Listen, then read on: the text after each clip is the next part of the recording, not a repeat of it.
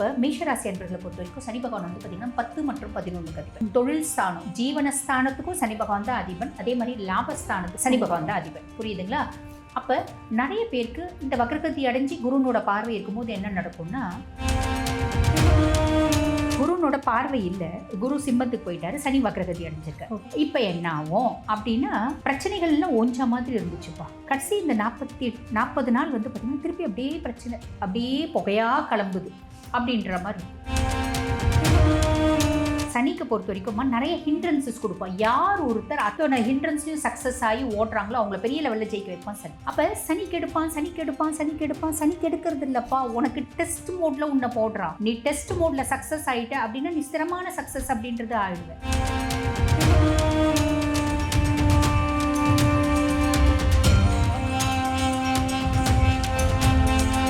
Personal loan வேணுமா? Documents இல்லாம 10 நிமிஷத்துல 15 லட்சம் வரை பணம். பூலாவாலா ஃபின்கார். கீழ உள்ள லிங்க் மூலம் இப்போதே விண்ணப்பியுங்கள். ஸோ ஒவ்வொரு ராசினியர்களுக்குமே தொடர்ந்து பார்த்துடலாமா?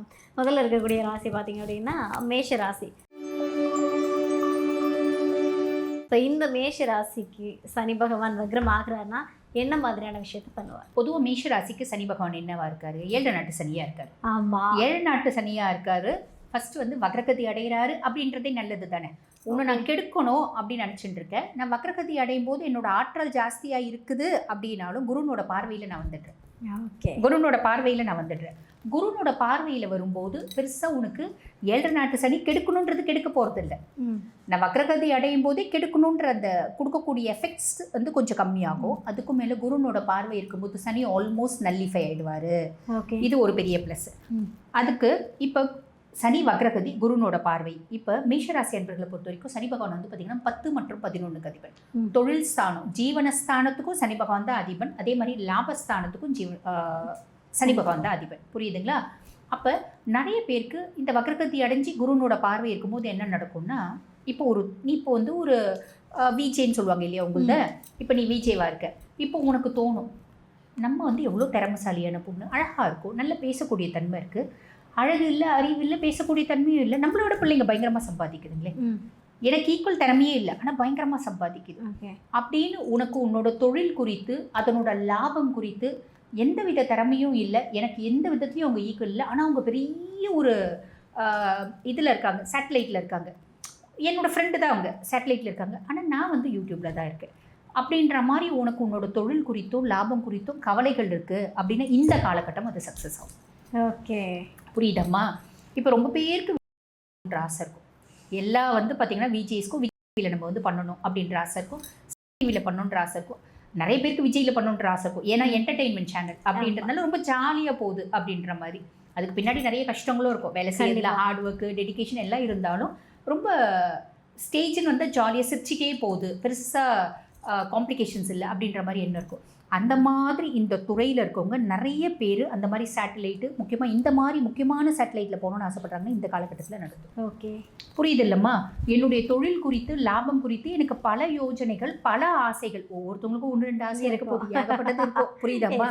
ஒன்றுத்தை விட ஒன்று பெட்டராக நம்மளுக்கு போயிட்டே தான் இருக்கும். அதுதான் நம்ம மனுஷங்க இல்லையா? போதும் என்ற மனமே பொன் செய்யும், அந்த மனம் யாருக்கும் வராது, மனுஷங்களுக்கு வராது இல்லையா? அப்போ அந்த மாதிரி உனக்கு பல ஆசைகள் இருக்குது அப்படின்னா சில ஆசைகளை சனி பகவான் நிறைவேற்றி கொடுப்பார், ஒரு பெரிய ப்ளஸ்.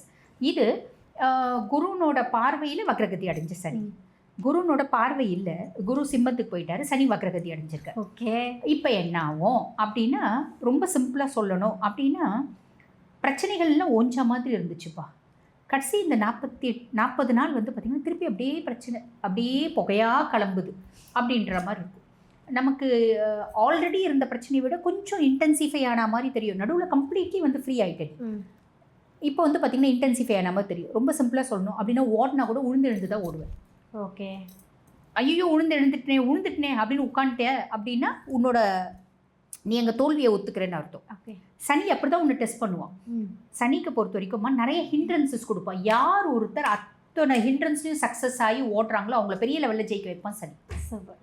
அப்போ சனி கெடுக்கிறது இல்லைப்பா, உனக்கு டெஸ்ட் மோட்ல உன்னை போடுறான். நீ டெஸ்ட் மோட்ல சக்ஸஸ் ஆகிட்ட அப்படின்னா நீ ஸ்திரமான சக்ஸஸ் அப்படின்றது ஆகிடுவேன். புரியுதமா? இதை புரிஞ்சிக்காம தான் நம்ம என்ன நினைக்கிறோம், சனி கெடுத்துருவோம், சனி நம்மளை அப்படி பண்ணிவிடுவோம், சனி இப்படி பண்ணிவிடுவோம். ஏன் பண்ணுறான்? ஒன்றும் பண்ண மாட்டான். அன்லெஸ் அதர்வைஸ் நீ தப்பாக இருந்தால் மட்டும்தான் இதெல்லாம் நீ வந்து பயப்படணும். நீ தப்பு இல்லை அப்படின்போது நீ பயப்படணுன்ற அவசியமே இல்லை. ஹார்ட் ஒர்க் பண்ணுறவங்கள சனிக்கு ரொம்ப பிடிக்கும். அவன் உங்களுக்கு 7 நாட்டு சனியாக இருக்கட்டும், அஷ்டம சனியாக இருக்கட்டும், அர்த்தாஷ்டம சனியாக இருக்கட்டும், எதுவாக இருந்தாலும் ஓடிட்டே இருக்க அப்படின்னா சனி வக்ரகதி அடைஞ்சாலும் சரி, சனி எது நடந்தாலும் சரி, உங்களுக்கு எந்த விதத்துலையும் சனினால இடையூறு வராது. Okay, super. ஸோ இப்போ சனி வக்ரம் ஆகுறாரு அப்படின்னாலும் ஆனால் என்னென்னா இந்த காலகட்டத்தில் குருனோட பார்வை இல்லாத போது ரொம்ப சிம்பிளாக ஓவர் திங்கிங்காக அவாய்ட் பண்ணிடும். ஓகே, ஹார்ட் ஒர்க் மஸ்ட், அவ்வளோதான். Okay, super. ஸோ சனி வக்ரம் ஆனதுக்கு அப்புறமா அந்த 148 டேஸ், 138 டேஸ், ஓகே 138 டேஸ் வந்து போயிட்டு இந்த கடவுளை வழிபட்டாங்க அப்படின்னா சனி பகவான்கிட்ட இருந்து கொஞ்சம் ரிலாக்ஸாக இருக்கலாம்னா எந்த கடவுள் வழிபாடு 7 நாட்டு சனியில் இருக்காங்கம்மா இவங்க. ஓகே, அப்போ மேஷத்துக்கு வந்து பார்த்திங்கன்னா இன்னும் ஏறக்குறைய அப்ராக்சிமேட்லி 6 வருஷம் வந்து பார்த்திங்கன்னா ஹனுமனை வழிபாடு பண்ணணும். ஓகே, ஹனுமன் வழிபாடு எத்தனையோ இருக்குது. எத்தனையோ வந்து பார்த்திங்கன்னா ரகசிய ஹனுமன் மந்திரங்கள், ஷாபர் மந்திரங்கள் இதெல்லாம் இருக்குதாம்மா செய்து. ஆனால் எல்லாருக்கும் தெரிஞ்ச மாதிரி சொல்கிறது தானே நல்லது. ஹனுமன் சாலிசா நான் வந்து தொடர்ந்து சொல்கிறது என்னென்னா ஹனுமன் சாலிசா அப்படி தான் சொல்லுவேன். ஹனுமன் சாலிசா விட உன்னதமான ஆஞ்சநேயர் மந்திரம் கிடையாது. ஓகே, அந்த ஹனுமன் சாலிசாவை தினந்தோறும் பாராயணம் பண்ணிவிட்டு அவங்க பாட்டு அவங்க வேலை செஞ்சாங்கன்னா நல்லது. இதில் என்ன ஆச்சுன்னா சமீபத்தில் வந்து பார்த்திங்கன்னா சமூக வலைத்தளத்தில் ஒரு பெரிய அஸ்ட்ராலஜர் சொல்லிட்டார், ஹனுமன் சாலிசா வழிபாடு பண்ணக்கூடாது, அதே மாதிரி கந்தசஷ்டி கவசம் வழிபாடு பண்ணக்கூடாது அப்படின்லாம் சொன்னாங்க. அது ஒரு விதத்தில் உண்மை. லலிதா சஹஸ்ரநாமம் வழிபாடு பண்ணக்கூடாது, இந்த மாதிரி ஒரு சில விஷயங்கள் சொன்னாங்க. அது ஏன் அப்படின்னா இதெல்லாம் வழிபாடு பண்ணும்போது we should be honest. Okay, அதனால் அவங்க சொன்னாங்க. உடனே இவங்க வந்து ஏன் வழிபாடு பண்ணக்கூடாது அப்படின்ற மாதிரி நிறைய பேர் பயந்துட்டாங்க. உண்மை என்ன அப்படின்னா இதெல்லாம் வழிபாடு பண்ணுறோம் அப்படின்போது நம்ம ஹானஸ்ட்டாக இருக்கணும். அதுக்கும் மேலே இன்னொரு யதார்த்தமான உண்மை என்னன்னா இதெல்லாம் வழிபாடு பண்ண நானே வந்து பார்த்திங்கன்னா தங்கமாக மாறிடு, நான் தகரமாக இருந்தால் கூட. அதுதான் உண்மை. Okay, super ma'am, super. ரொம்ப அழகாக மேசராசி என்பவர்களுக்கு சனி வக்ரமான என்ன மாதிரியான விஷயங்கள் நடக்கும் அப்படின்றத சொல்லியிருக்கீங்க. சூப்பர்மா, தேங்க்யூ. ஸோ இன்றைக்கி நம்ம இந்த வீடியோவில் என்ன பார்க்க போகிறோம் அப்படின்னா கிட்டத்தட்ட 12 ராசி நேயர்களுக்குமே குரு பயிற்சி ஆரம்பித்து நீங்கள் வந்து குரு பயிற்சி பலன் சொல்லியிருந்தீங்க. எல்லாருக்குமே மோஸ்ட்லி குரு பகவான் நல்ல விஷயங்களை பண்ண போகிறாருன்னு சொல்லிட்டீங்க. ஸோ இப்போ வந்து சனி பகவான் வக்ரமாக போகிறார் இல்லையா? ஸோ இப்படி குரு பயிற்சி நடக்கிற டைமில் சனி பகவான் வக்ரம் ஆகுறதுனால நல்லது நடக்குமா இல்லைனா பிரச்சனையை கொடுப்பாரு? கண்டிப்பாக சனி நல்லது தான் செய்ய போகிறார். எந்த விதத்தில் நல்லது செய்ய போகிறார் அப்படின்ற சந்தேகம் வருது. ஓகே, சனி அப்படின்னாலே அவர் கெடுதல் தான் செய்வார் அப்படின்னு நம்மளாம் முடிவு பண்ணிக்கிறோமா? அப்படி கிடையாது. சனி பகவான் வக்ரகதி அடைஞ்சிருந்தாலும் அதில் நல்லது அப்படின்றது இருக்குது. சனி ஒருத்தவங்களுக்கு கெட்டு போயிருந்தாலும், அதாவது 7 நாட்டு சனியா, அஷ்டம சனியா, அர்த்தாஷ்டம சனியா அவர் வந்தாலும் நல்லது தான் செய்வார். என்ன உனக்கு வாழ்க்கைனா என்னன்னு புரிய வைப்பார். என்ன புரிய வைக்கிற விதம் தான் நமக்கு கொஞ்சம் கஷ்டமாக இருக்கும் அப்படின்னு சொல்லலாம். ஆமாம், அப்படி சொல்லலாம். பாவக்காய் சாப்பிடும்போது கசப்பாக தான் இருக்குது, அதே தான் சனியினோட ஒரு குணாதிசயமும். புரியுதுங்களாமா? இப்போ இந்த சனி வக்ரம் அப்படின்றது வந்து பார்த்திங்கன்னா சனி ரெட்ரோகிரேட், அதாவது பின்னோக்கி செல்வது போல தோன்றும். இப்போ நிறைய பேர் பின்னோக்கி செல்லுவோம் அப்படின்னா இவங்க வந்து மீனத்துக்கு தானே இப்போ ஜென்ம சனியாக இருக்காரு, மீனத்துலேருந்து கும்பத்துக்கு வந்துருவாரா அப்படின்னு கேட்பாங்க. அப்படி கிடையாது. அவர் நட்சத்திர பாதங்களை கடக்கிறாரு தவிர ராசி மண்டலத்தை கடக்கிறது இல்லை. புரியுதுங்களா? இப்போ ரொம்ப சிம்பிளாக சொல்லணும் அப்படின்னா July 27 to December 11, July 27 December 11 வரைக்கும் ஏறக்குறைய 138 நாட்கள் சனி பகவான் வக்ரகதி அடைகிறார். இந்த 138 நாட்களில் கடைசி 40 நாள் வந்து பார்த்திங்கன்னா குருனோட பார்வையில் இருக்கார்.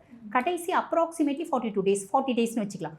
40 டேஸ் வந்து பார்த்தீங்கன்னா குருனோட பார்வை இல்லாமல் சனி வக்ரகதி அடைந்து தன் நிச்சயம் செயல்படுவார். பர்சனல் லோன் வேணுமா? டாக்குமெண்ட்ஸ் இல்லாம 10 நிமிஷத்துல 15 லட்சம் வரை பணம். பூனாவாலா ஃபின்கார். கீழே உள்ள லிங்க் மூலம் இப்போதே விண்ணப்பியுங்கள்.